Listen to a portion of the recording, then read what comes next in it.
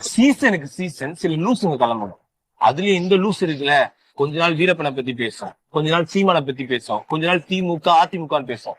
இப்ப லேட்டஸ்டா நேத்து விஜய் பத்தி பேசுது.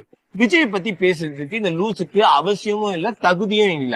அந்த லூஸ் யாருன்னா நம்ம வீரலட்சுமி ஆன்டி. ஆக்சுவலி ஆன்டி, உங்களுக்கு என்னால ரிப்ளை கொடுக்க முடியும்.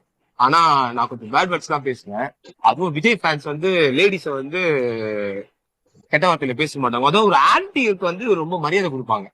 சோ ஆனா விஜய் ஃபேன்ஸ் பொண்ணுங்க இருக்காங்கல்ல, அவங்க உங்களுக்கு ரிப்ளை கொடுப்பாங்க. அதுக்குதான் இந்த பொண்ணு கூப்பிட்டு வந்திருக்கு. ஆண்டி, தாம் புருஷனை விட விஜய் தான் பிடிக்கும்னு சொல்றாங்கல்ல, அவங்க தற்குறி கூட்டம்னா தாம் புருஷனுக்கும் விஜய்க்கும் வித்தியாசம் தெரியாத நீ தாண்டி தற்குறி. நான் நடிகர் விஜயை தான் நான் விரும்புறேன், என் கணவரை விட நான் நடிகர் விஜய் தான் எனக்கு பிடிக்கும்னு தற்கூறிங்க எல்லாம் பேசுது பாருங்க. அம்மா, நீ பாட்டுக்கு நம்ம போடி வாடிங்க பேசுற. அவன் மட்டும் எங்க தப்பா பேசும்போது நான் பேசக்கூடாது. நான் இருங்க இன்னொரு பாயிண்ட் சொல்றேன். இருமா இப்ப அண்ணன் கிருஷ்ணா கூட பிரைவேட் ஜெட்ல போனாருன்றீங்க, கீர்த்தி சுரேஷ் வீட்டுக்கு போனாருன்றீங்க, அங்க போனாரு இங்க போனாருன்னு எல்லா இடத்துலயும் நீங்க ஏன்டி விலக்கு பிடிக்கிறீங்க? நடிகர் விஜய் போல கட்டின பொண்டாட்டிய புள்ளிய விட்டுட்டு பிளைட்ல திரிஷா கூட பறப்பான்.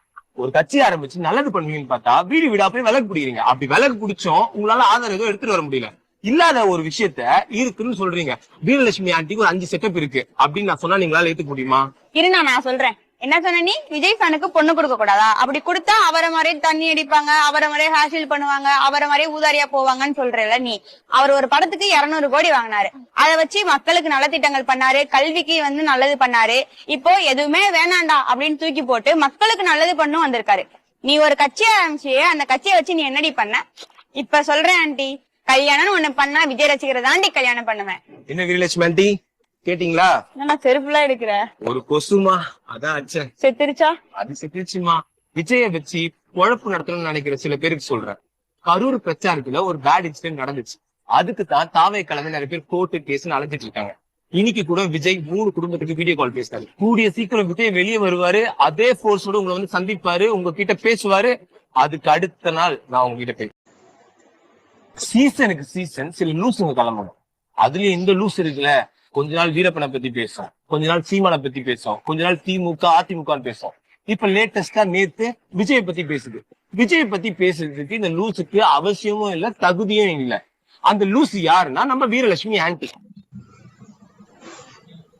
ஆக்சுவலி ஆன்டி, உங்களுக்கு என்னால ரிப்ளை கொடுக்க முடியும். ஆனா நான் கொஞ்சம் பேட் வேர்ட்ஸ் தான் பேசுவேன். அதுவும் விஜய் ஃபேன்ஸ் வந்து லேடிஸ வந்து கெட்ட வார்த்தையில பேச மாட்டாங்க. அதாவது ஒரு ஆன்டிக்கு வந்து ரொம்ப மரியாதை கொடுப்பாங்க.